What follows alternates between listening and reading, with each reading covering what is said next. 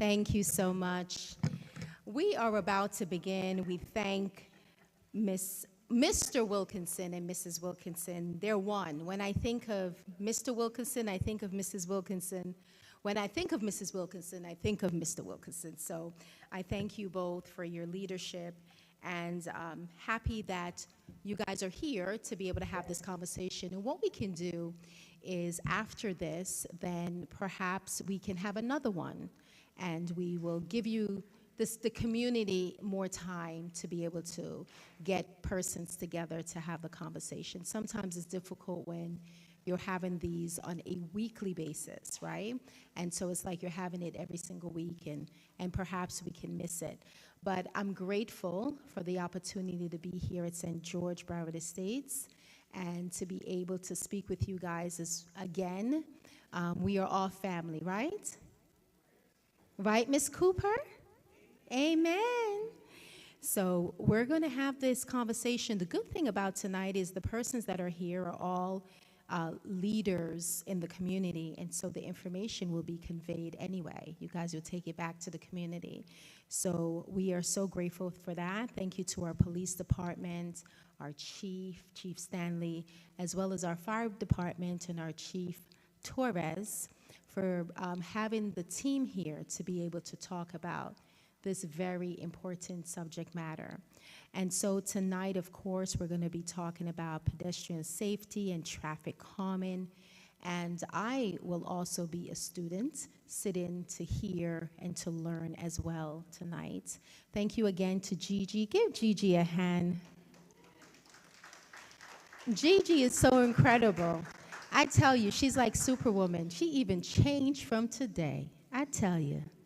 So thank you, Gigi, for all that you do. And I'm going to turn over the rest of this meeting to Chief Stanley as well as to Chief Torres so they can enlighten us, give us the update that we need, and we'll be able to ask all the questions and get the answers. And we thank you so much, Smiley, for being here.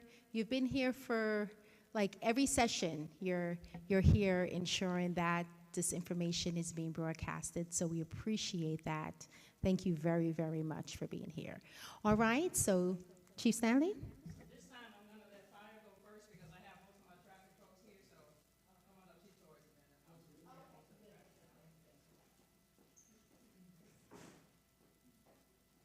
Well, good evening, everyone.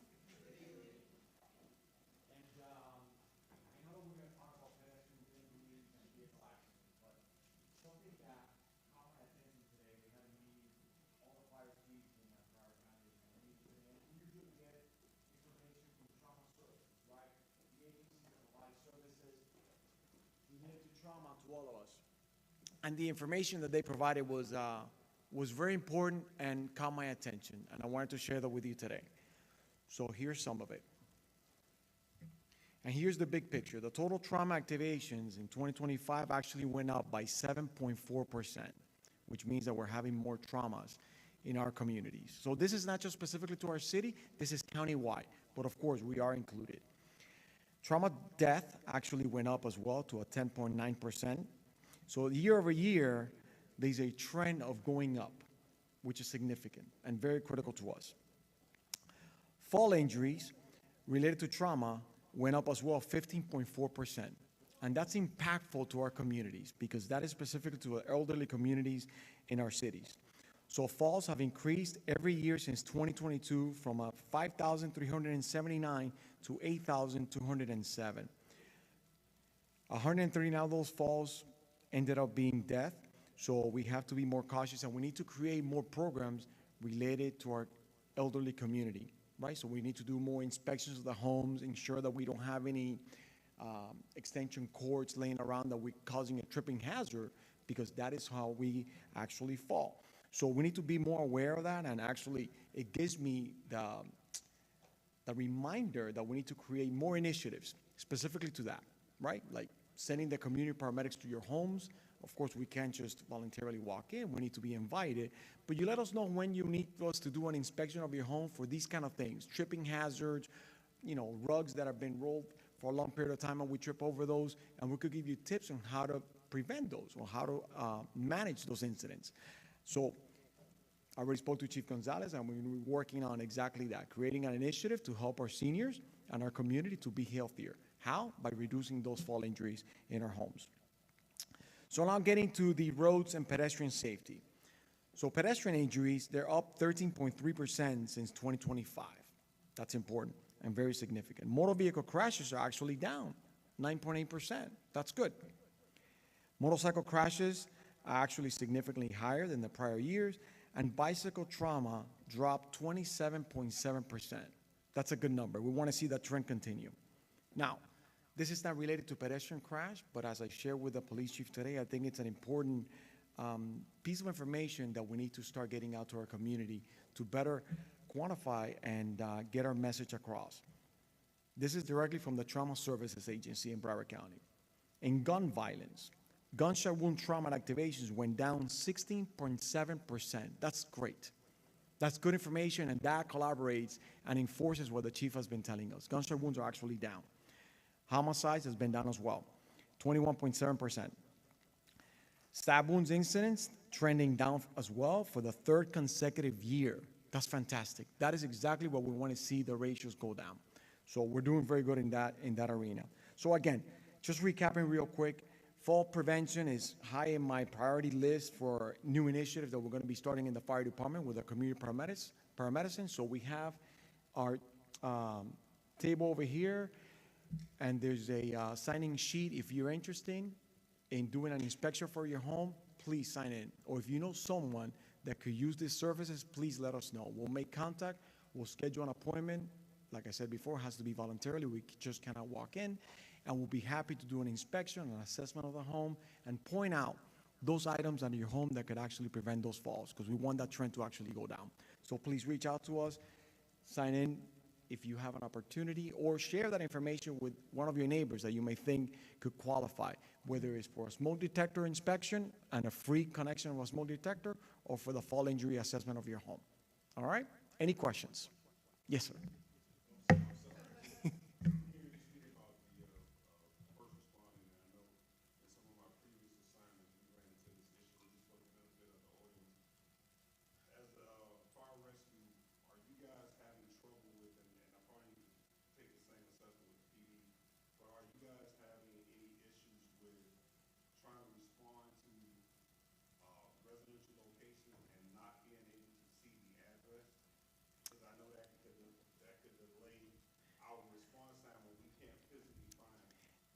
That's an excellent point, and I think that needs to become part of the assessment when we come out to ensure that the labels and the numbering system in your homes are clearly identified. Because yes, Chief, you're absolutely right, that could cause a delay, right?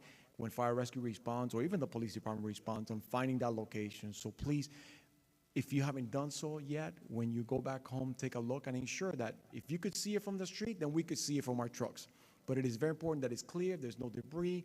Sometimes branches get in the way as they overgrow and cover the numbers. Make sure that it's clear so that we could quickly identify your location and make contact with you when you have that emergency. Excellent point. Ms. Cooper.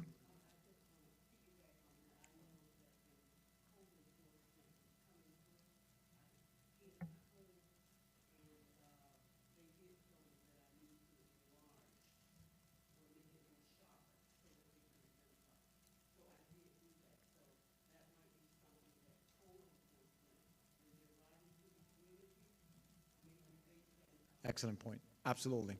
Absolutely. And remember, we're also, as good neighbors, we need to be able to, if we see that in one of our neighbors' home, point it out and say exactly, if you already have the knowledge on how you could improve that visibility, share that with them, right? That's what it comes down to, being a good neighbor and improving our community, right? So excellent point. Yes, Mr. Wilkerson.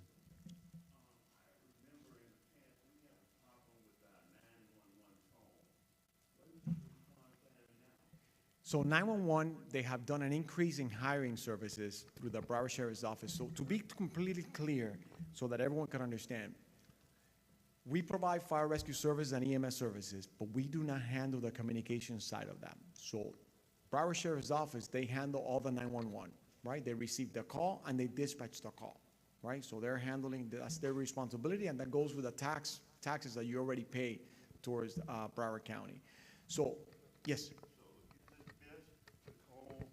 Broward County or call Lauderhill? Which one? The moment that you call 911, that call goes directly to the dispatch center. So the intakers are receiving the call and they're dispatching it right to us. And how long would that take? They have a benchmark that they have to meet. So they have seconds to get that call dispatched, right? In order for them to meet their accreditations that they're required to meet. So they do have to meet it, and we actually review to ensure that they are meeting that. In fact, I've been to the dispatch center, our PSAP, which is here in Sunrise, and I sat in their consoles. I put the headphones on and I said, I want to hear it. How you interview our residents when they call, and how long is it taking for you to get that call dispatched? Because ultimately it's impacting us, our residents. So I did exactly that. I sat there, and I can tell you, Mr. Wilkerson, it was seamless and very quickly. The moment they received the call, they're intaking the information, and they're asking, is this a police or a fire matter, right? What is your emergency? They immediately, once they receive and they know what it is, whether it's law or fire, they're sending that call, writing it right out to the dispatcher, who's sending it out to either us or the police department. So they're becoming very efficient, and I wanted to experience that myself, right? Because it's one thing that we hear, and another thing is when we're present and we're actually wearing the headphones and listening to the callers and being dispatched. So you're saying approximately how many minutes? Within, I'll bring you that benchmark back, but it's a matter of seconds. Once they determine what is the cause of the emergency, they're routing that call right to the dispatcher to put it out to us. And again, like we said in the prior meetings that we've had, it could become a little bit frustrating when you're staying on the phone because you call 911 and they're asking you the same questions over and over. For example, what is the address of the emergency? Right. And you give it to them and say, can you repeat that one more time? If it was me calling 911, I would be losing my mind. I would like, just get here. I need you here. But remember this, the moment they receive that call and they get the first notification of the address, the call has been dispatched. So we're moving. Okay. Even when they're on the phone with you. And you remain on the phone and they'll ask you, please give me your phone number, repeat the address one more time. What is the nature of the emergency? Is there someone with you? Is the person breathing? Are they breathing okay? Do they have a pulse? Are they moving? So they're gonna keep asking questions over and over, right? And they'll keep you on the line until either fire rescue arrives or the police department has arrived. But trust me, help is on the way. They are coming, all right? Immediately. Let me just add to what Chief Torres said. So this was a topic in the last meeting at the Sackett Center, and we had our major, who's part of the communication team, that's tasked with people from different agencies in Broward County. And exactly what Chief Torres said. You're on the phone, because a lot of people don't see it. In fact, the city manager didn't know that. He mentioned that when he gave his example when he broke his leg, he was on the phone and kept asking questions. He was like, just get here. So, unbeknownst to him, they were already en route. So again, education is key. That's one of the things that was brought up in the last meeting. But I know what you're referring to, Mr. Wilkerson, a couple of years ago, or maybe a year and a half, the sheriff, gave the presentation at our city commission meeting because there were complaints about, being, the time that it took for the call to be answered by DSO. And what they've done since then, one of the issues was the hiring, so they worked on that, and also providing salary increases. So we don't have that number. I think recently they provided something to us in writing, which I'll get to our city commission, but they talked about that time frame. So again, since they made changes, they have changed things too. Absolutely. Ms. Cooper. That happened. And of course, when the officers come out to our HOA meetings, they always give us the non-emergency number. So last weekend, there were some young people that was in front of my house, and they had all of these expensive cars lined up.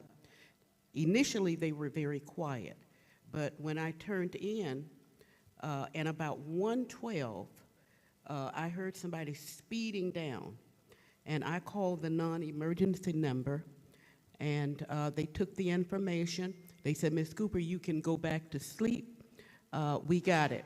So evidently, they did come down and move those cars out. So that was a quick response. Excellent. Excellent. Thank you for sharing them, Ms. Cooper. Any other questions? And let me remind everybody, I know the majority or most of you have my personal number. Please call me, but call me after you've dialed 911. If you have an emergency, the first thing I need you to do is dial 911. because if you call me, I have to call 911 and we're delaying. So initially, call 911. If you need to call me after, that's fine, perfectly fine. But please do not delay that call, because that's the moment that the trucks get activated. When you make that call, you inform of the emergency, and they'll get the trucks on the road. All right? Any other questions? Excellent. Again, as always, thank you for welcoming here, welcoming myself, Chief Gonzalez, and all of us here. And at any time you want us to come back, we love it here. So please ask us to come back, and we'll be here with you.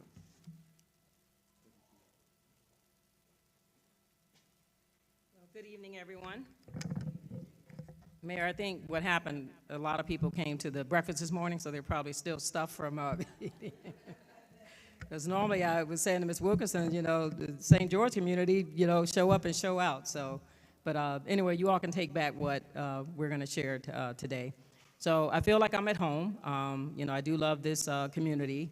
And based on what you heard the mayor say earlier, again, you know, these type of forums are very important because we're here to educate you. We're here to hear from you.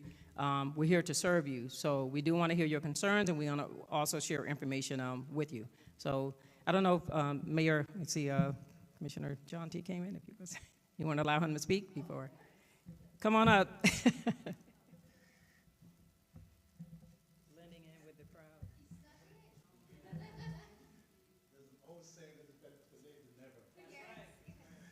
Let me say good evening, everyone. It's always a pleasure to be a part of this forum. First, let me compliment the police department for the wonderful job they have been doing. I don't know if you got the stats earlier on, because since I'm late, I don't know what was said before I came, but whenever I drive around and speak to people in the constituency, all I can get is complimentary remarks, and that is very good. So we're doing a good job. We are on the right track, and it's always good to have this forum so we can communicate with you. The visibility of the police department has certainly increased in the city of Lauderhill. I know most of you can attest to that, because that's what I've been hearing. But when we do this kind of forum, we hear from you. We know your concerns. We know if you want to compliment us. If they are concerned, you're going to let us know, and we are willing and able to work with you all. So it's always good to have this kind of dialogue with the communities. I thank you for having us here. And of course, we do continue to do our best in Lauderhill to make it a better place for all of us to live. Thank you.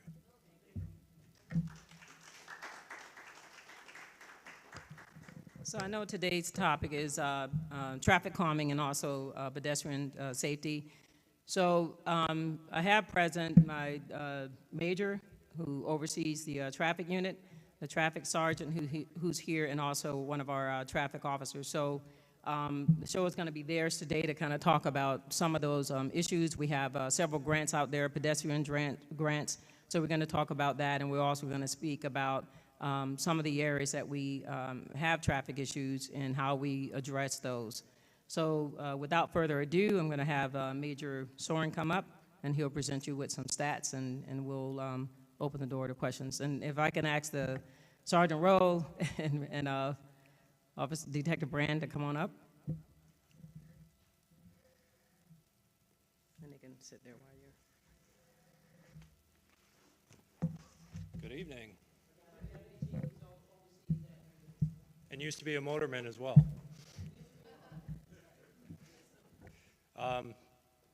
Thank you for having me here tonight, and I commend you guys for being invested in your community and being here. It's motivating to us to see you guys here and, like I said, invested in the community. The Lauderhill Police Department has a dedicated traffic unit, which is made up of 1 sergeant and 4 detectives, which Detective Brand is one of. They're responsible for traffic enforcement in the city. Not all of the traffic enforcement, but the patrol does a significant amount as well. And they also handle all of the serious crashes, anything that is a fatality or might end up being a fatality, they're responsible for handling. It's a busy job, and they have a lot of tasks, but they handle it well. So some of the stats that we've had, these are specific to the city of Lauderhill, not the entire county. 2025, we had a 19% reduction from 2026. So over the 10 years, we had a reduction of 19% in crashes. So last year we had just over 2,400 crashes in the entire city. Unfortunately, there were nine fatal crashes, 6 of which were pedestrian and bicycle crashes. So 67% of our fatal crashes were pedestrian and bicycle. So to combat that, we've had a high visibility enforcement grant from the state of Florida, which it allows, it pays for overtime for officers to go out and educate people that they see violating the law. I'm sure you've all driven down Sunrise Boulevard and seeing the herd of people running across to get to and from the swap shop. That's been one of the main focus areas, as well as Oakland Park Boulevard, which is notorious as well. People trying to get to and from the bus stops, mid-block, not going to the crosswalks. Also, State Road 7, we have significant issues there with pedestrians. A lot of our fatalities happen on State Road 7 and Sunrise Boulevard. So any questions on that before I move on? Yes, ma'am. So like I said, we have, the chief mentioned we have 2 grants. The one I just mentioned is the High Visibility Enforcement Grant, which is specifically for pedestrian and bicycle violations, where we go out to those areas where we know we have problems, and we have officers go out there and stop people that they see violating them and educate them. And if it comes down to having to give them a citation, we do, but we really try to just focus on the education and get them to comply without the civil penalty. In those areas for Pacific hours or something, or you just happen to be there? So the grant, they identify the specific high violation times, and they are there during those times to do that type of enforcement. But we also have an aggressive driving grant, which also pays for overtime for speeding violations and anybody that's found driving aggressively. And those are specific locations as well, the high volume areas where we know we have significant crashes from speeding or significant violations. So, and then that's not the only time we do enforcement. The traffic officers also do enforcement throughout the day when they're not doing traffic fatality investigations. And our patrol also does traffic enforcement when they're not responding to calls, when they have some time in between calls. Are there times when we call you when something's happening like that? I seem to get them all the time. You know, everybody's always speeding by me, Yeah, we get, and I never see you guys. so I never see anybody. okay, we get complaints, and we have devices. You might not see them. They're a little box about this big that we put on a pole or a tree, and they record every car going by, and they record the speed. So we put that out for about a week or so, and then we go back and we retrieve that information, we analyze it, and we say, okay, we need officers here at this time because that's the highest time that there's people speeding. A lot of times it's a perception issue where people think they're standing next to the road and they see a car going by and it feels like they're going really fast, but in reality they're doing, just a couple miles over the speed limit.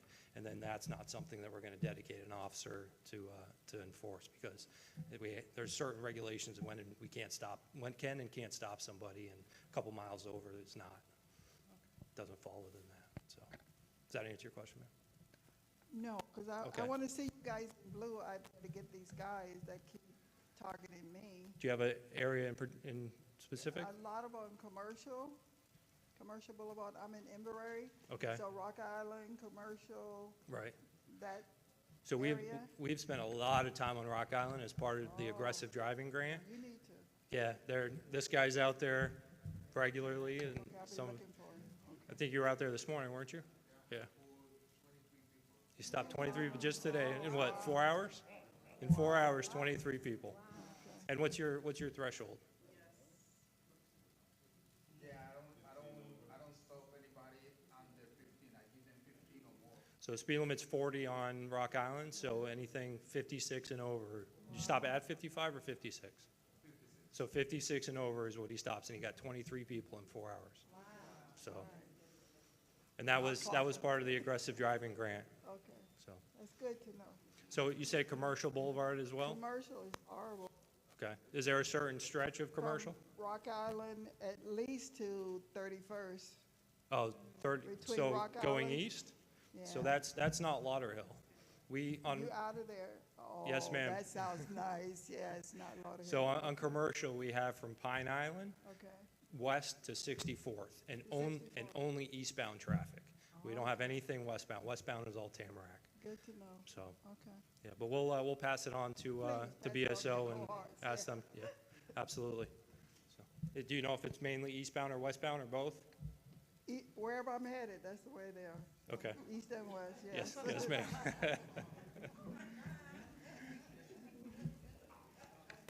Any other questions? No? Okay. So year-to-date, 2026, we have had 762 crashes on our roadways. However, that is a 7% reduction from last year during the same time period. So we are on the right path. We're breaking it down. Like I said, in 2016 was a high year. We had almost 3,000 crashes that year. So for that 19% reduction over that time period is working out. Yes, ma'am. Ms. Cooper. Do you all normally check to see if they're under some substance abuse? Do you all check that out? Absolutely. Actually, Detective Brand is DRE certified, which means drug recognition expert. He went to a very extensive school and had to pass some rigorous tests in order to be to identify someone that might be under the influence of pills or marijuana or cocaine. So he's one of the experts in that area. But yeah, every time we make a stop, that's one of the things we evaluate for, as well as any narcotics that they might have on them, anything illegal in the vehicle, as well as check for warrants and any other laws that could be violated at the time. Thank you. So, yes, ma'am. Hello, Celia, Lauderhill resident. You talked about a 7% reduction in accidents, if I'm not mistaken, compared to this time last year. Yes, ma'am. What are you guys directly attributing that to? So that brings me into the next area of statistics, which is citations. So in 2025, we issued 9,311 citations, and 3,934 of those were for speed. And this year, to date, has been 4,652 citations, which is a 40% increase year to date. So I direct that as part of the reduction in the crashes is the amount of enforcement that we've done. So, does that answer your question? Yes, ma'am. Bicycles, not just the bicycles, but now the e-bikes that go fast. Yes, ma'am. And they're coming down those lanes and they're crossing over, like, let's say I live in Inverary and I come out, I almost hit somebody, not because I wasn't looking, it's Right. because they're coming so fast. They don't even stop if there's a green light. They're in their bike lane and they think they could just go. Yeah. So Are that's, you have any regulations that you're going to be putting in place? Because they So- go up to 30 miles an hour on yeah, those so bikes. we don't make regulations. We pray for regulations and push for regulations. And that is been a hot topic lately, and we are working on that. We've had some meetings on e-bikes. The state law is very liberal on it right now. However, there's different classes of e-bikes. They have 3 different classes.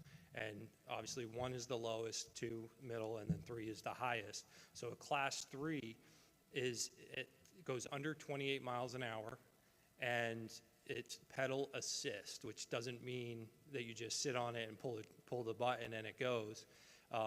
You're pedaling and it helps you pedal. So if it goes faster than 28 miles an hour or has a motor bigger than 750 kilowatts, it's considered a motorcycle and not an e-bike. So then they have to follow all the regulations that a motorcycle would have to follow. But there are specific regulations, state regulations for e-bikes.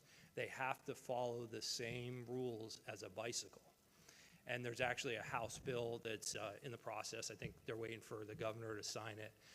Might go into effect July 1, that makes it more strict restrictions when you approach somebody, like somebody walking, you have to reduce to 10 miles an hour within a certain distance of them. So getting back to your point, I'm sorry, got a little sidetracked there. When they're driving on the roadway, they're supposed to obey the same rules as a bicycle. They're supposed to stop at the red lights. However, they can go on the sidewalk and then they can cross like a pedestrian crosses. They're supposed to get off the bike and walk across the crosswalk. Yep. The road, it has half of Yep. it doesn't. It's very difficult to So get. they're not required to be on the sidewalk. Yeah. And actually, they're allowed to be on the sidewalk by state statute, and I'll get into the city ordinance in a minute. That's where we're trying to make some changes. But they can go on the sidewalk or on the roadway, on the side of the roadway, like a bicycle. And then cars have to, maneuver around them safely and give them a certain amount of space, because they have the same rights and rules as a bicycle does, even though they're going a lot faster. Yeah. So, but if they're in the lane, they're supposed to be stopping at the red lights. They obviously have to check driveways and make sure there's not a car coming, but the vehicle is supposed to yield to an approaching bicycle. The city ordinance is definitely outdated and isn't up to date with e-bikes, and it's pretty restrictive to bicycles. So bicycles aren't supposed to be ridden on the sidewalk or on a bike path, a walk path in the city. It's kind of contradictory, and that's one of the reasons why we're trying to get it changed, and we're going to probably mirror the state statute, but that's still yet to be determined. So, does that answer your question? Yes, sir. Okay, thank you. Any other questions? My question's not about e-bikes. I don't know if there's a section for this or if we've already covered it. Go ahead, we can cover it now. Maybe it's better for the mayor and the commissioner, but do we have a city ordinance on ATVs?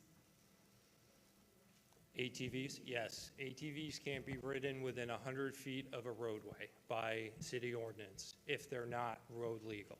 You can have an ATV that's road legal, like a golf cart, that's ridden on certain roadways that are under 30 miles an hour. They have to have brake lights and turn signals, and they have to be registered. They have to have a tag on them. But dirt bikes and ATVs. A tag on them? Yes. Oh, okay, okay. But they have to have, similar to a golf cart, they have to have the Sure. safety equipment. And let's say they're not road legal. Yes. What's the disposition that LPD takes? Try to stop them, and if not, we don't chase them. Okay. Because Is it a becomes safety- citation type of thing if they are stopped? I'm just curious. It could be Okay, both. y'all, I don't need the, it's okay with the pictures. Okay. It could be both. So there are criminal citations. It is a misdemeanor to ride an unregistered motor vehicle on the roadway. So, but with misdemeanors, we have some latitude about it being a criminal citation, kind of like a notice to appear, but it looks just like a traffic ticket. Or we could make a physical arrest. So, but at the end of the day, what we really want to get is get that bike and get it off the road and get it towed. So a lot of times we'll issue the ticket and tow the bike, but unfortunately, 9.5 times out of 10, they don't stop. And it's not a violent or a forcible felony, so we're not able to pursue after them, and we just have to watch them drive away. So, but we had a significant issue for a while, and we had multiple operations running to reduce it.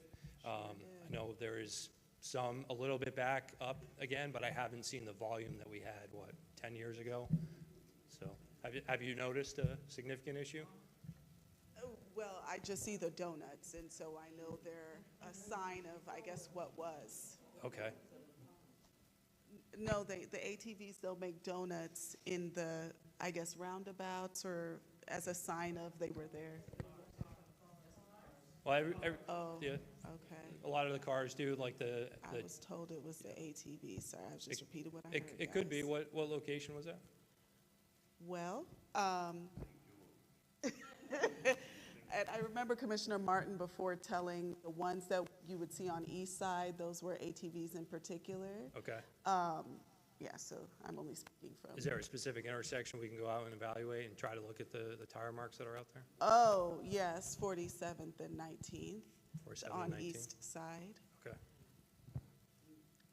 But have you Which seen, brings me to my have you next seen or know over like time frame or day of the week that that's occurring? Oh, no, I'm not Okay. monitoring them, officers. I don't Gotcha. know. I Okay. don't know. But since I'm on the topic of 19th Street, I would just like to, I don't know if this was already addressed. I did come late. But was there something happening on 19th Street today, East Side? What time? I guess anywhere from like 12 to 4. There were helicopters so overhead, there was immense traffic. VSO was going after a shooting suspect from a shooting that happened in their city, and then they followed the vehicle, and the vehicle bailed out in our city. So, I see. Okay. Did they capture this? last I'm just safety. update I got. I want to know. Well, I feel the like it's a last fair update- question. No, absolutely. I'd want to know in my community. I don't Yeah. blame you, ma'am. Last I heard, they were still searching. They still had a perimeter, but that was a couple hours ago. I haven't gotten an update since then. But I think it was a known subject. I think they were, Previously arrested or something? no, like the victim knew who it was and was able to say it's John Doe, so. No, did you have an update on that? Oh, okay. I have a question. Yes, sir. It's about the donuts. I like donuts. Yeah, so do I. Matter of fact, I had 2 today. What kind? What kind? But over in our community, the Broward State St. George, we have a problem with the sports cars doing the donuts in the road and leaving and marking it up, making us look bad. Okay. So what is the police, or what can the police do about that? Do you know a specific time? My wife says mainly on the weekend. Mainly on the weekend and at night. You could hear it at night, late at night. Okay. I will send that to patrol, and I will make sure that they're in that area around those times, early morning, like you said, after midnight or after 11. You can hear them. They know they're not to be there in the daytime because I guess, you'll be riding around. Yes, But ma'am. on the weekend, starting Friday nights, you can hear them. Okay. And it's hard to say exactly where they're at because it's so loud. But, and the noise, what is the noise, when is the, So unfortunately, that is not an issue that's just germane to Lauderhill. That is believe it or not, that is a nationwide phenomenon that's going around. If you follow YouTube. I understand that I do know, right. So what these car clubs actually do, they go around and they're looking for intersections that have not been marked. It's almost like graffiti. And so it's these young people in these sports cars, these Dodge Chargers, these Challengers, or anything that's got some type of hot rod type motor in it. This is exactly what they do, and they do it late at night because they know 9 times out of 10 the roads are clear and people are asleep. And that's where you get the loud exhaust come from. I mean, it's happening all over the country, unfortunately. And they also have people looking out. Right. So they'll have, people looking out to see the police come, and they clear out of there really quick. So this is a thing where there's money involved, and, They've actually taken over malls at nighttime where literally they send out one text and you have, half of the young population will go to these malls and you'll see them doing these donuts in these malls and they're filming and posting and stuff.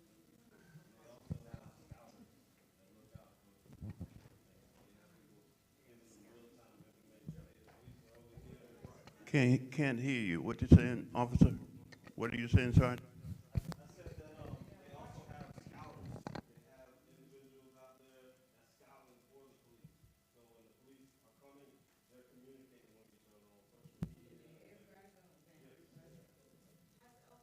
Infiltrated these car clubs or whatever Deputy Granville just said?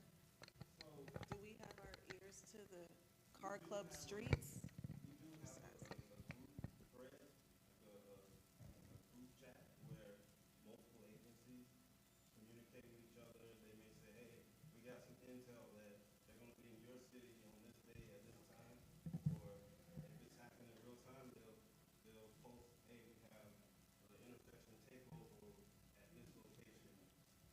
And that's something also that our crime analyst keeps an eye on, and our real-time crime center keeps an eye on, the social posts, so that if they see it happening, that it's going to occur in our city, they'll send it to us, and we'll have people out there to disperse it and make sure that it doesn't start.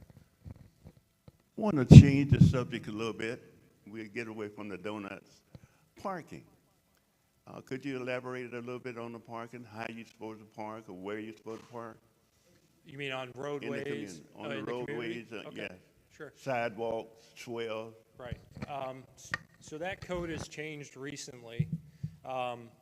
You're allowed to park on your own swale or on a swale where you have permission by the owner. You're supposed to be completely off the roadway. You cannot park between the sidewalk and your house that's not on your driveway. So you can't park up on your yard except for the swale. Like, so past the sidewalk up to the house, you can't park over there. Okay. Yeah. So the big issue is the sidewalks being blocked. Now, I was previously in Sergeant Roll's position as the traffic sergeant, and I worked T8 traffic homicides, and unfortunately we had some cases where kids were riding their bikes around cars, and they'd have to go out into the road, and then they'd get hit. So that's obviously terrible, and we want to try to avoid that at all costs. So there was been a long regulation in the city that you can't park your car across the sidewalk in your own driveway. That has recently changed where you can't park there until 7 p.m. when most kids are hopefully in bed or doing homework or studying studiously and not on TikTok.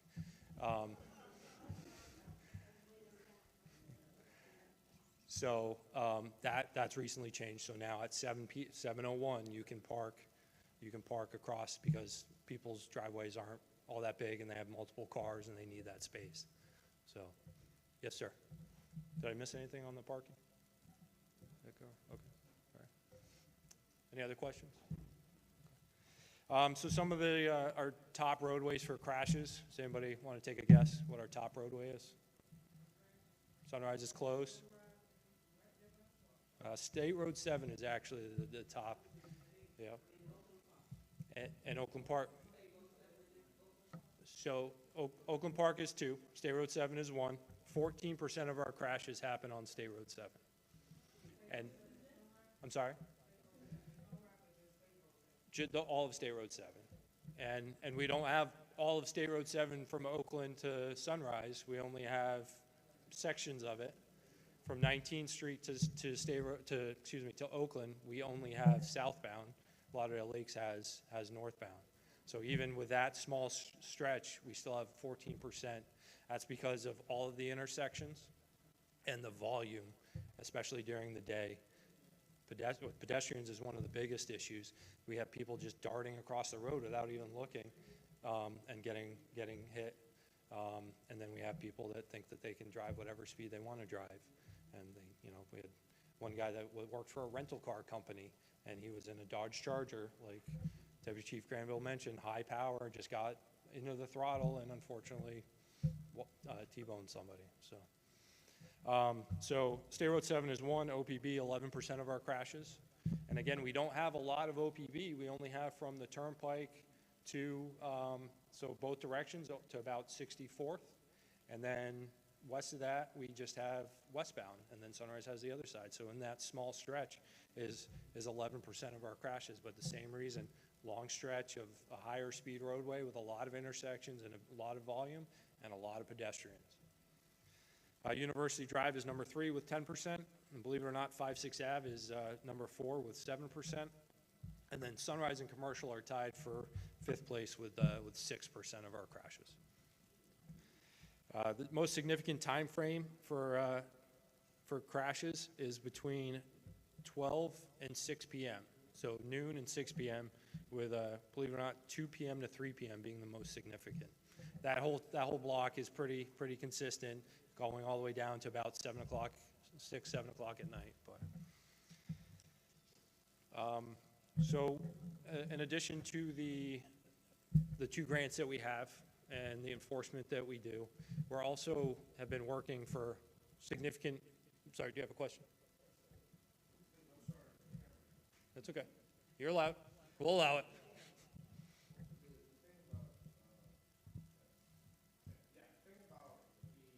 Traffic lights. I was just talking to the fire chief, and Los Solas, they don't have lights, because I know you have to have a certain amount of deaths or something like that to get a whole light intersection. But what if there's a button and then the flashing lights on the ground, like Los Solas or the beach has? They just light up. Yes. So there, and I can get into that. Pedestrian type of. I can get into that now. Did you guys have anything on crashes or citations you wanted to touch on?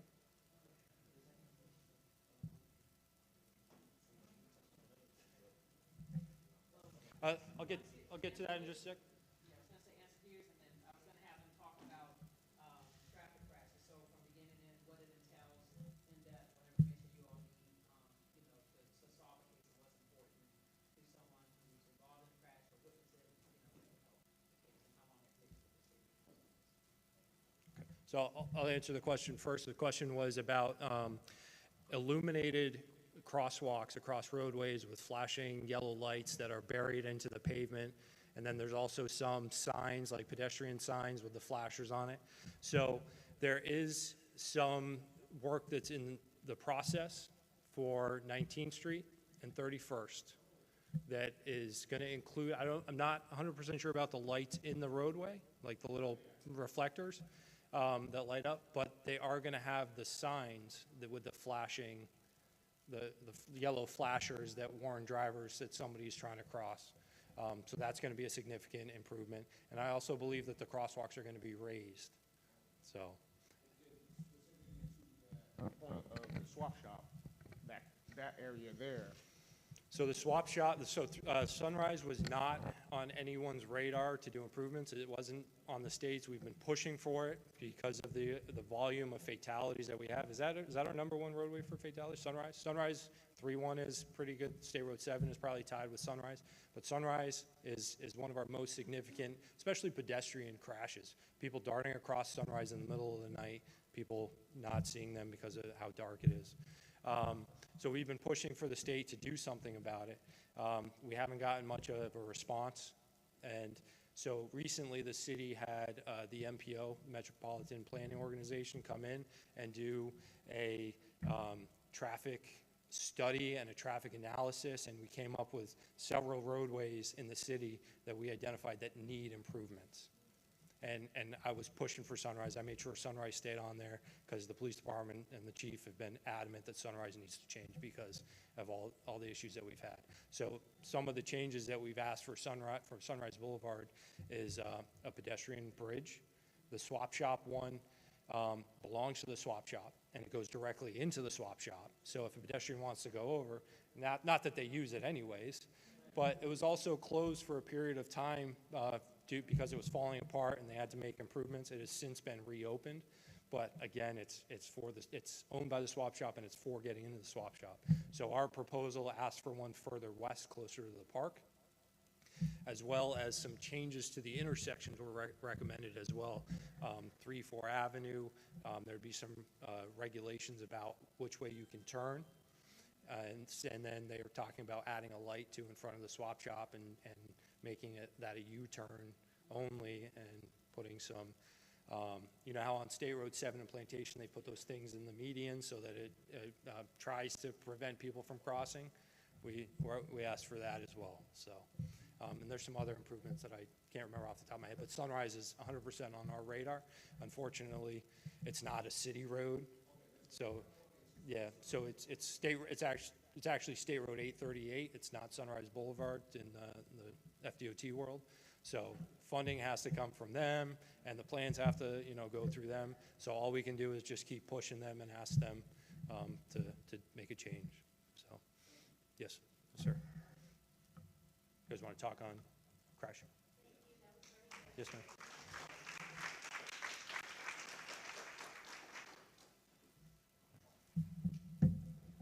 Brian, you want to come up? You come up with me. Good evening. I'm Sergeant Road. I'm the traffic homicide sergeant, and this is Detective Brand, the traffic homicide detective. Before I talk about crashes, I want to mention we had 2 driver's license checkpoints. I'm not sure if you guys are aware of that, but we had one in August of 2025, and then we had one in January of this year. It was a new initiative that we're doing basically to remove unauthorized motorists from the roadway. We were checking for anyone with suspended driver's license, revoked driver's license, equipment violations, and it was similar to a DUI checkpoint. So we had one in the Central District, and we also had one on in the east side, off the 31st, like the 1200 block, 31st, and Wingate Plaza. And the biggest thing was, you know, people need to know that if you come through Lauderhill and your license is not valid or you have problems with your license or your vehicle, you will get stopped. You will get pulled over. Lauderhill is not the place where you can just drive without having your credentials. On that note, we're going to talk, I'm sorry. So it's a sequence.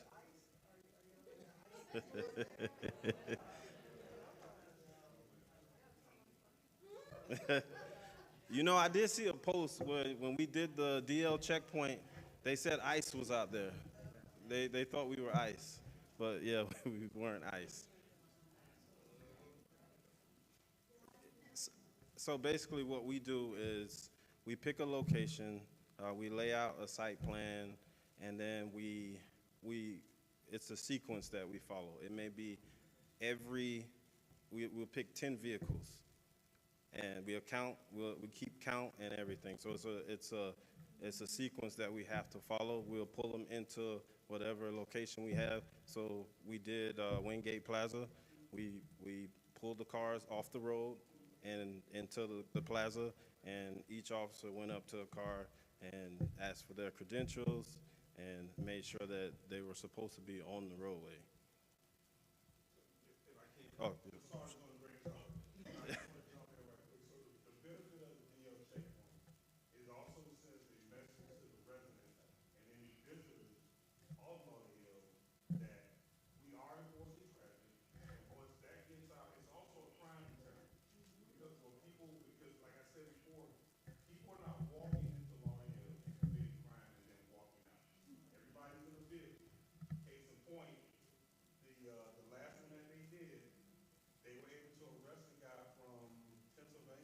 Yes. I think he was a convicted felon, and he also had a gun in his car.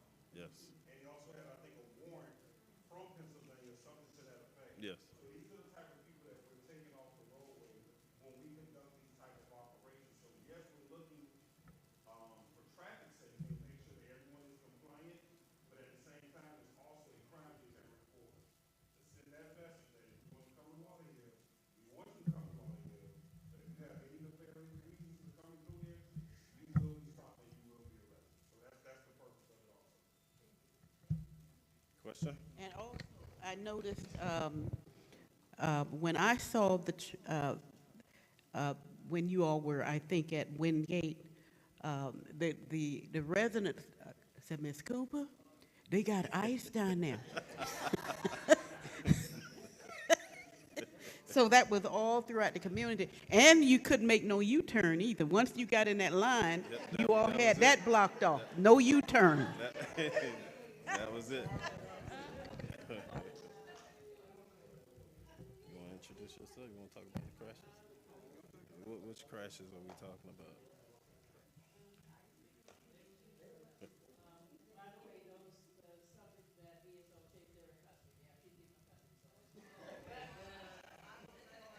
They have two people in custody. Yes. Do I have to stop? And I haven't done anything because you want to make a stop? You want to check what's going on? I thought there was, I watch, a lot of law shows.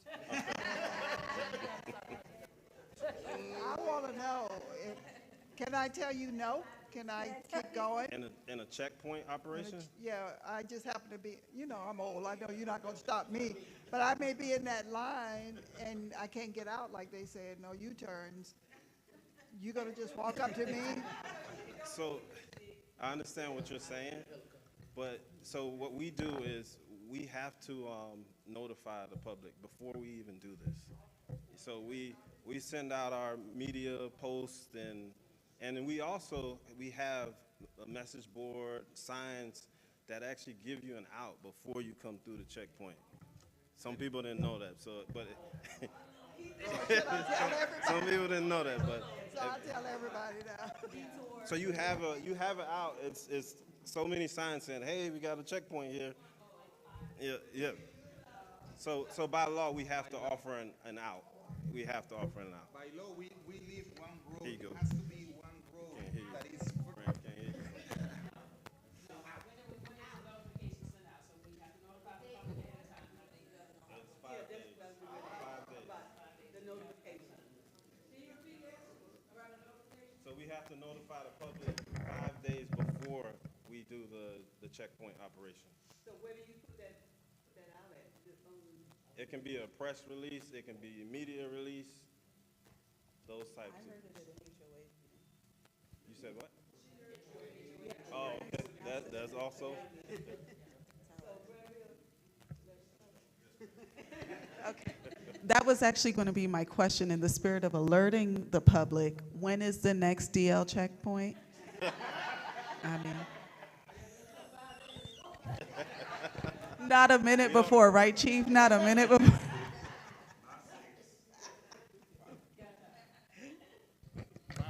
We also give a lot of the opportunity for the person to avoid the checkpoint.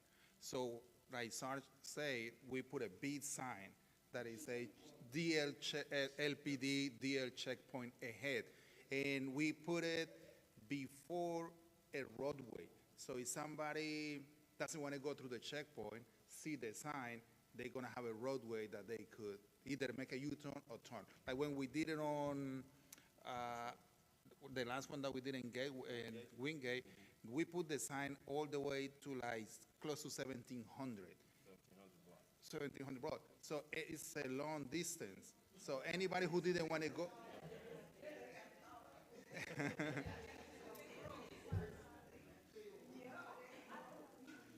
Yes. Yes. Yes.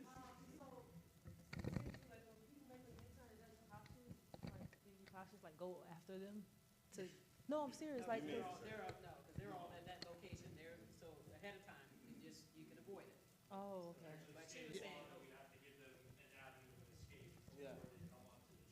Yeah, it's not like we have somebody watching to Yeah, 'cause see I don't- who is coming out. So they have signs letting you know, so that way you don't have to. Now, once you get into the control point, once the lanes start merging and you're in that control point, yeah, you're ours. Yeah, you can't leave at that point. You can't leave at that point. Well, I think it's a good thing, so. And you got to keep in mind that not everybody who goes through the traffic lane is gonna go into the point. Like usually I'm the one who's in the cars, so I'm standing on the road. I have the road free, and whenever the checkpoint is now empty, he will tell me, Sarge will tell me, hey, send another 10. I stop on the road, put a cone on, I count 10 cars. I don't send 11, I don't send 10 cars. So we like, whatever it says on the plan, we stick into it. And all of it has to be It documented. has to be. When you have, okay, so you letting the 10 cars go, and then the other cars just keep going, Yes. and then then when y'all have that little time, then another 10 more, y'all pulling over, coming over here. Like they just driving straight and you just, come on. Yep. Yep.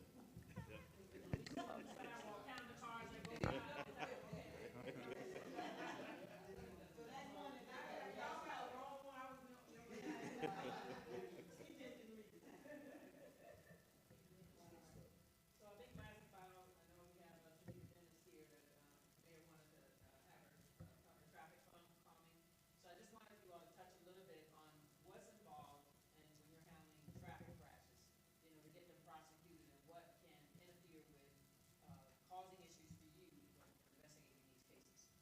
So in terms of traffic homicides or in terms of crashes with serious bodily injury? Body injury and homicides. Okay. All right, so in terms of the serious bodily injury crashes and fatality crashes, we're on call 24 hours a day. 7 days a week, there's somebody on call. So whenever there's a crash that involves serious bodily injuries or death, one of my detectives, they come out. I have a total of 4 detectives. So we have two that's on call every day. So when they come out, the first thing they're looking for is they're looking at the scene. A lot of people look at traffic crashes as it's just a crash, but we look at it as a crime. So we look for the crime scene tape, and we look for that scene to be guarded. And then when we come out to the scene, we're looking for gouge marks. We want to know, where did this crash happen? A lot of these crashes, you'll get to a scene and you just see a bunch of debris everywhere. You don't know how the crash occurred. The average person wouldn't know, but my detectives, they've gone to several different trainings, different classes where they had to reconstruct crashes. And it's difficult. It's a lot of training. So when they go out to the scene, they're looking for gouge marks, they're looking for skid marks, because they're trying to determine speed and how it happened. So they're looking for witnesses, any surveillance video, and so forth. Do you want to? Yeah, so there is the part that it takes a long time. Don't get too technical. Not so much. Because usually our crashes is not like a simple crash. A lot of our crashes, a lot of the crashes that we had, like fatality crashes or serious body injuries, they're hit and runs. So now we had that fact that we had to find that car. Can I just interrupt? I'm sorry, I got to interrupt real quick and just give my unit some praise. So as far as the hit and run crashes involving death, they've solved every single crash. I mean, every single case, every single one. Good job. Yeah, so that's one of the huge one that is complicated, because we like two people on call who has to respond to the scene.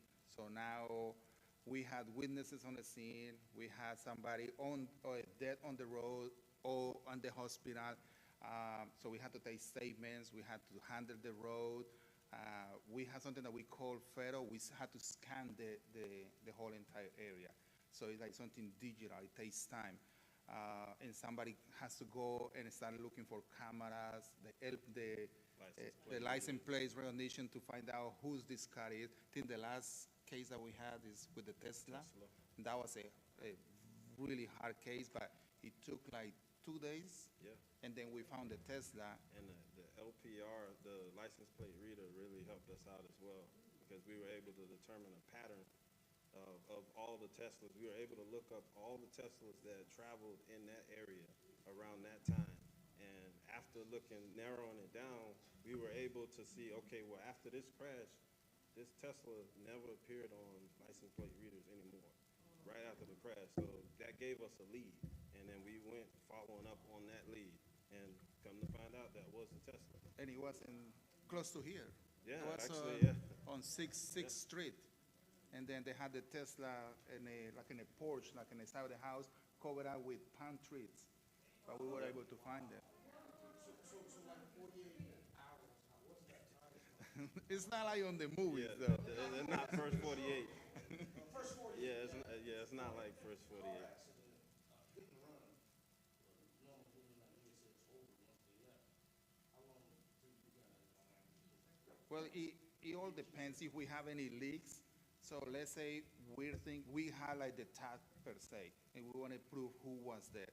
We start typing warrants. We had some kind of like tools that we could find the phone number. Like if I had your name, I could find your phone number, and then I could just put a cell site tower warrant, which is Let me explain.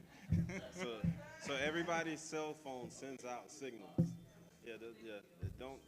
Please don't share this with everybody, because we still want to solve crime. But everyone's cell phone sends out a signal, and it connects with a satellite. So when we have the phone number, we're able to do a search warrant and track the cell phone in that area. So we can see the movement, and we can match it up with the vehicle and all of that kind of stuff. So technology is awesome. It's awesome. It helps us out a lot. I'm gonna give these four guys a round of applause. One thing, I'm sorry, really quick, Mr. Wilkerson was asking, why can't you use that technology to catch the donuts? We're trying. We're trying. One thing at a time. Yeah, one thing at a time. Yes, ma'am. You said there are LPRs. license plate And is readers. that just cameras, and are there a lot of cameras in the city or on the roadways? And LPRs, is that a camera or a device, and is that all roadways, or what are? So it's not on all the roadways, but we do have it on almost every entrance and exit of the city. And I know we're in the process of getting, of purchasing more. You all agreed to, the city was able to allow us to purchase some additional license plate readers that will be also various locations. And it helps us solve crimes. Not only traffic, it's also the criminal investigations division. It helps a lot. Homicides, everything. Are the cameras on the traffic, are those still active So those cameras are just live feed, and that's not handled, that's not maintained by us.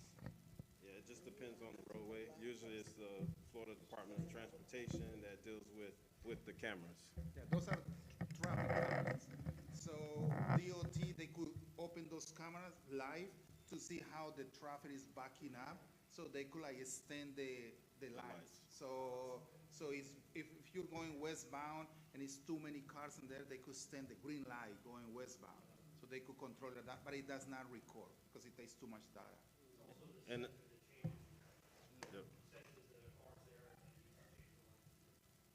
And they also use it for the crashes. So if there's a crash on the roadway, they're always monitoring. They'll send out a team to kind of help facilitate and move that traffic along. It's not closed off. I'd just like to point out that also Detective Brand was the 2024 FDOT Officer of the Year. Traffic Safety Officer of the Year.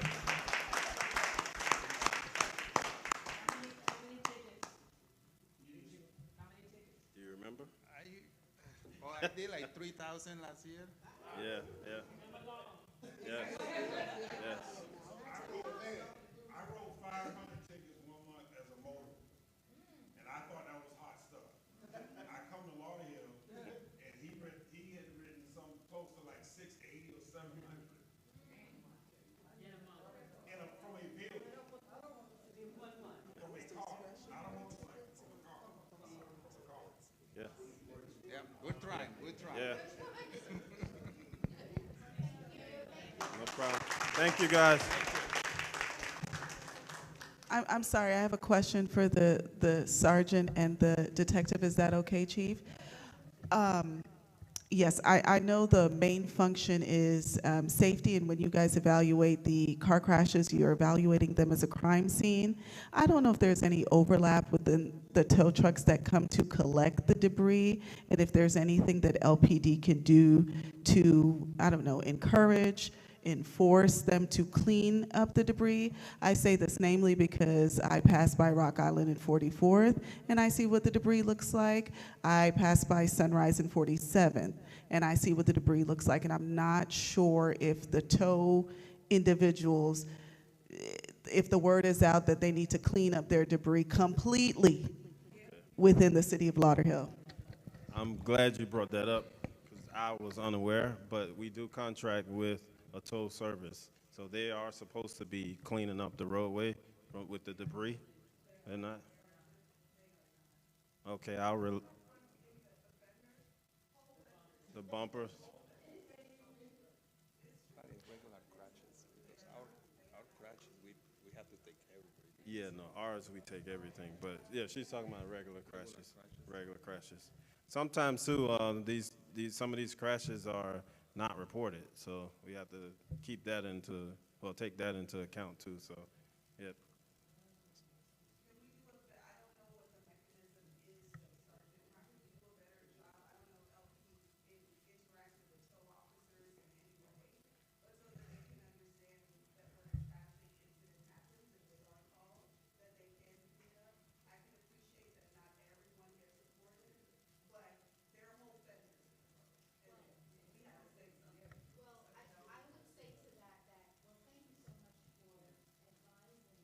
About it. Thank you so much for advising and talking about it. In my experience, I've never seen it. But nevertheless, we will definitely revisit the contract and also reach out to them as it relates to making sure that the debris is picked up in a timely fashion. I think that's also very important in terms of the time frame, right? Once an accident occurs and you guys have done your job, then what is that time frame for them to come and make sure that everything is cleaned up? Considering that it has been discussed, we will definitely get on it. And I guess maybe in our next workshop or possibly our next commission meeting, not the one on Monday, but our next one, we will be able to get that information to you. It's very important. Thank you so much. I could tell you that on our crashes, there is nothing left because every piece of that you see in that scene, we collected for evidence. So there is nothing left because we made sure that little light like this, a little glass, we collected because we use it for evidence. Yeah, definitely. And if you do see something, any of you, if you see that, give us a call, and we can make sure we address it.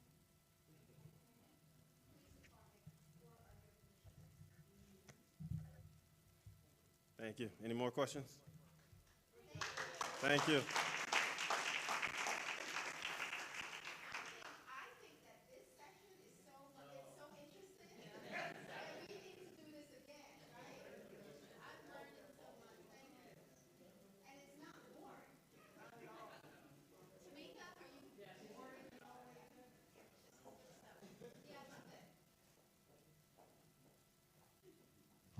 Good evening, everyone. My name is Tamika Dennis, the Interim Public Works Director for the City of Lauderhill. I just wanted to give some brief information in regards to roadway safety as it pertains to what are called traffic calming devices. So traffic calming devices can be considered rumble strips or speed humps. A lot of rumble strips and speed humps we've actually installed within this section of Lauderhill, but we do service the entire city of Lauderhill.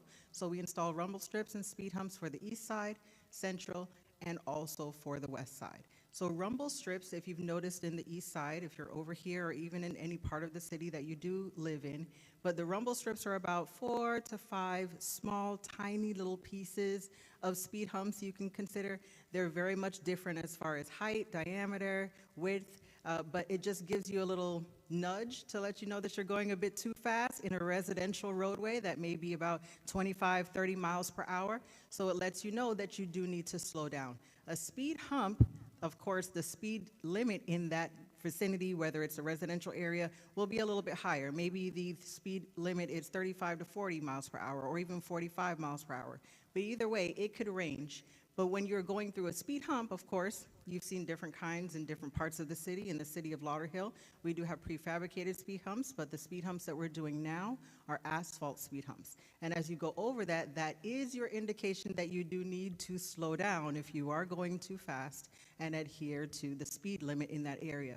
Of course, and I will stress, the whole importance of this is for safety. We have children, we have elderly, we have pedestrians, we have motorists, we have bicyclists. So it is definitely for caution, right? Because of the community that we live in, we want to make sure that we keep it safe. So that is the whole importance of making sure that we have roadway traffic calming devices such as rumble strips and speed humps. Now, how can you get one if you do not have one in your community or in your neighborhood, or if you do already have one and you'd like additional? You can go onto our website. That's where we have our speed hump petition. That is basically where it starts. That's how you get the ball moving. That's how you get the ball rolling. You fill out a speed hump petition, and we just need at least 50%, pretty much 51% of the signatures from your neighbors that are on your street to say, yes, I am in favor of a speed hump on my street. Now, you can get those petitions, and there may be some people that say, no, I don't want it in front of my house, and that's okay. But as long as you have at least 51% of the signatures on that petition that says, yes, I'm in favor to have a speed hump on this street, or even rumble strips on this street, then yes, it will move forward from there.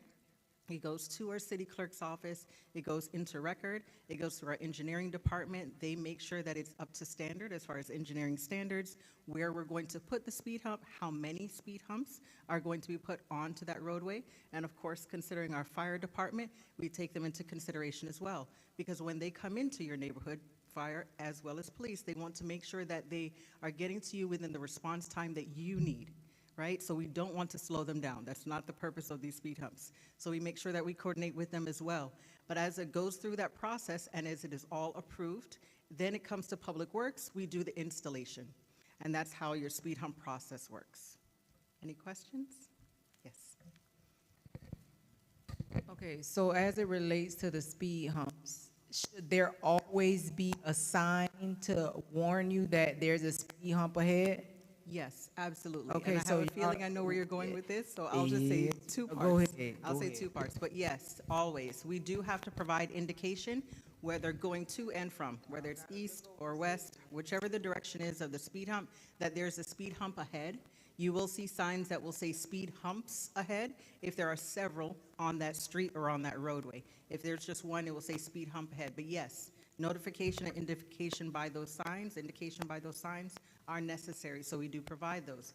If you're going to a roundabout and you see that there are always speed humps that are approaching a roundabout, so yes, you'll see those signs as well. A lot of the roundabouts that we have on the east side of Lauderhill were installed by either Broward County or by a different contractor. So if you see that those signs are down and you don't see that indication, please contact the Public Works Department so we can ensure that that proper signage is up. And you can contact the Public Works Department at 954-730-2960. 954-730-2960. That's the Public Works Department. I'm sorry, did I answer your question? You absolutely did, yes. Okay. Any other questions? Yes. Mr. Yes, I Wilson. have one, Tamika.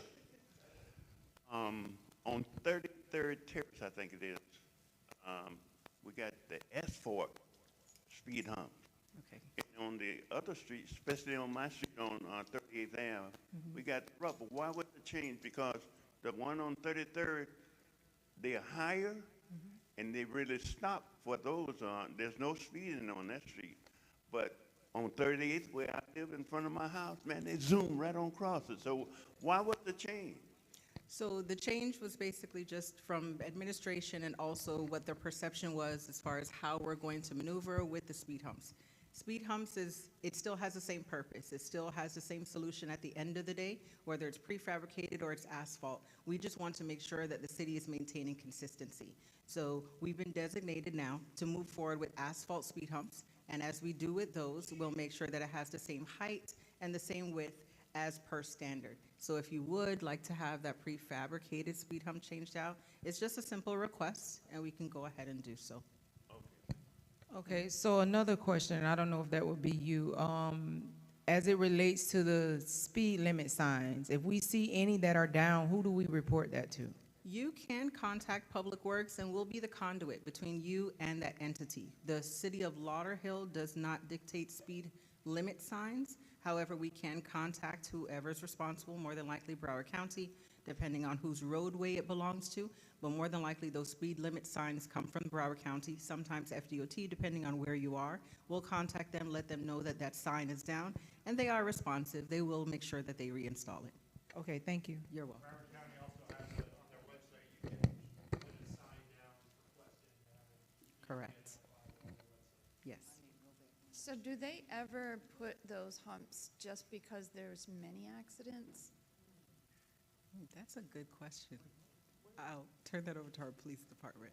Because I live in Inverary, and Inverary Boulevard, they have like 7 of those humps. And then the other Inverary has nothing, and there's many accidents. And it's 2 lanes. It gets blocked. We can't even get into our entrance. Okay, so I see he's going to answer that question, but just so you know, when it comes to a lot of these speed humps and the areas that they're put in, traffic studies are done also. So we do conduct a traffic study.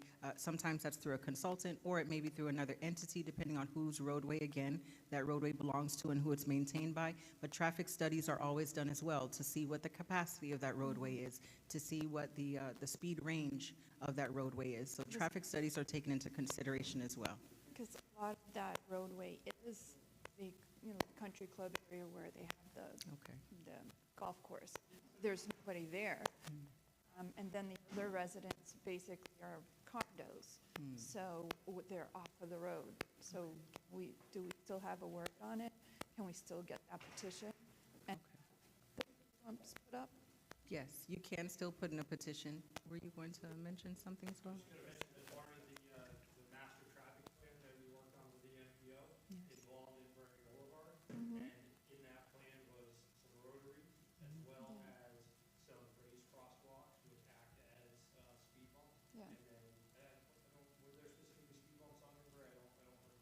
Yes, through the MPO, there was a conversation to have those installed as well as a part of that plan. Okay, Right. thank you. Part of the plan is also north, or sorry, west of 44th Street is to cut it down to one lane, make it narrower, and then give a wider shared path on both sides. Correct. So that it's more comfortable for people to be able to walk and bike along. Mhm. So it's been presented and they're trying to find funding to get that. Okay, thank you. Hi, just two questions, Tamika. And I've been told you're called Tamika Works. Okay. So my first question and comment is, does this mean that the city is phasing out of the rumble strips? That could be a possibility. Like Mr. Wilkerson mentioned, if you already have a prefabricated speed hump that's on your street and you'd like to have it changed out to asphalt, then that is being taken into consideration right now as well. So it's really just a request, and we would move forward that way. And again, the whole point is for consistency. Yes. I'm not asking to keep them or dump out of them. I'm just concerned with the quality of rumble strips that I've seen around the city, particularly at our town square by the Lauderhill Mall, the one there on 12th Street. Almost immediately after it was installed, you saw disintegration. And I don't know if it's a contractor, I don't know how it's going, but just concerned about the integrity and the quality of the rumble strips that I'm seeing across the city. And then the second thing I'd like to say is I understand that Public Works number is 954-730-2960. I called yesterday and today before office hours or business hours had closed at 2 p.m., and I was consistently getting a voicemail that says you've reached our office outside of business hours. And then I was referred to the water treatment plant that's right there on 49th Avenue on East Side. So I don't know if that's an error. The switchboard is accidentally routing residents to the water treatment plant or prematurely saying that you guys are closed for business, but just wanting to let you know that for the 2960 number. Okay, thank you, and I'll go ahead and address that. You know, we've been working with our MIS department. When we are inundated with phone calls at any particular time, if the capacity for that line has been met, then yes, it will trigger to go to the voicemail until that capacity decreases. But I will make sure that we work with our MIS department so we can get that addressed. Our water treatment plant, our utilities department, yes, ma'am, we will. Our water treatment plant, our public works department, our utilities department is all on the same facility. So whenever we have any after hours or before hours, weekend, holiday calls, it goes directly to our water treatment plant, which is a 24-hour facility, right? So they are answering those phone calls for emergency purposes, and they route it to whether it's Public Works or the Utilities Department so that way it can be handled accordingly. A lot of times when we have after-hour calls from our police department, they go through to that line. It comes to the Public Works Department if it's something for us to address or assist with. Same likewise with the Utilities Department. So that's the reason why you would hear that it would ultimately go to them if it was before or after hours. It shouldn't be during work hours. Okay, not a problem. So we'll make sure we address that. Understood. Thank you for that. I'll make sure we address that. And Mayor, I'll make sure we change the message if that message does occur during business hours, yes. Okay. Yes.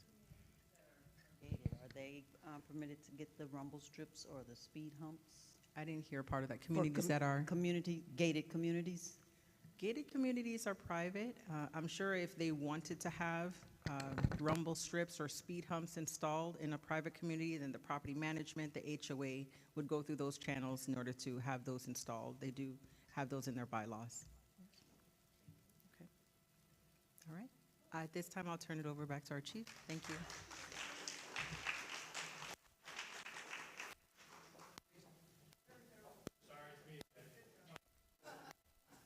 One important thing that I wanted to mention that I forgot, but first I just want to commend Tamika.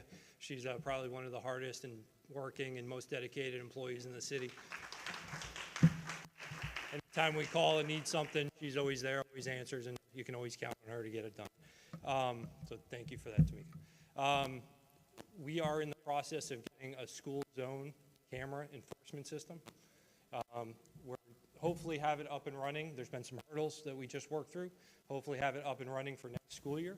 We're going to have 3 different phases. We're starting with 5 cameras because it's hard to tell what the influx of citations and our workload is going to be, so we want to pace ourselves as we get going. So the first 5 is going to be Royal Palm on 5-6 Avenue, Broward Boulevard for Parkway, 3-1 Avenue for MLK, and obviously it's only in our DOT, in our direction of travel. So 3-1 Ave, we only have southbound, so it'll only be for southbound unless BSO decides to do the other direction. And same as Broward, Broward will only be for westbound unless Fort Lauderdale puts one in for eastbound. And it'll also be at Larkdale and Wingate on 12th Place. And then there's one that's in question right now. I'm pushing for Discovery, which is not in our city, but the school zone on Pine Island is in our city. And that school zone is actually tied into Millennium, which is a little distance away, but the boundary falls into our city. So there's some question on the construction project that's anticipated for next year that it's supposed to stop at Commercial Boulevard and only be north. So there's some question on whether or not that's going to be affected there. So if that one's not the 5th one, then it'll be Piper on 44th Street, our side. If you drive that area, you should know that Sunrise is in the process of putting one on their side. So slow down in the school zones.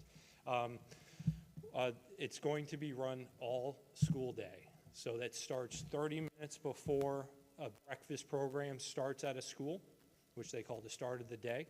So it's usually when the flashers start going. And then it's going to run all day until 30 minutes at the end of the school day, which is when the flasher time starts. So when the flashers are going, it's going to be enforcing the school zone speed limit at 15 miles an hour. So anybody going 11 miles an hour or over will be mailed a nice little gift. And then it's students' lives, ma'am. Students' lives. Yeah. Right. What, can I ask you what the name? What It was in Deerfield. Okay. Deerfield. Yeah, you take that to their magistrate? Deerfield, Are you, school, I didn't pay it. did you reply to it? Did you respond to it? I told But the thing is, I was within the 25 mile speed limit, but they are saying that it was over, it was during school time, like, it was in the school zone. But it's a Saturday. Yeah. So your options when you receive one of those is to either pay it, which I don't recommend you do in that situation. You can take it to the local hearing officer, which for us will be our special magistrate, which is an attorney that hears code violations and other issues in the city. Or if you don't do anything with it, which I don't recommend this avenue, is that it turns into a uniform traffic ticket, a regular traffic ticket that goes down to the courthouse. So I would do everything I could to avoid that. So I would recommend they could, yeah. If you don't handle it, it could.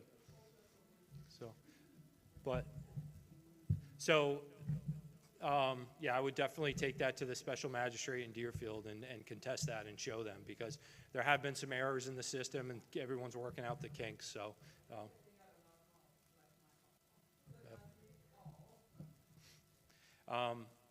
So during the day, when the flashers aren't going, it reverts back to whatever the normal speed limit is, but it's still that 11 mile an hour threshold. So say it's 30 miles an hour during the normal speed limit. At 41, you're getting that gift in the mail. So, any questions on that? Okay. Yeah. So the reason why we're doing this in stages and being kind of paced with it is because we have to have somebody in our agency look at every single one and approve it or deny it. So initially it's going to be a big workload, but they say within a few months it's 80 to 95% reduction, which is awesome in a school zone, is what we really want to see. The plan right now is that it's going to start, phase 1 will be starting at the beginning of next school year. And then we'll go into phase 2 and phase 3 and add more school zones. We've done studies in all the school zones to see which ones are needed and which ones are an issue.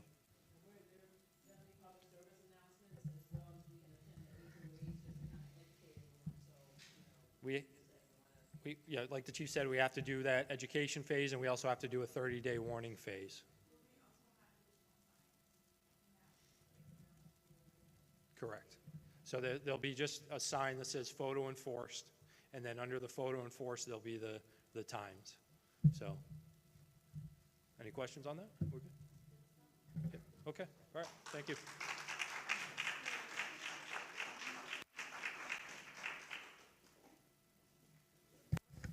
Well, again, we thank all of you for coming out, and as I often say, you know, even though the room isn't packed, you know, if we can educate one person at a time, and in this case, it was more than one, we've done a great job. So, again, thank you all for coming out. Thank you, Mayor, for putting this together. I know we have, this is number 4, right?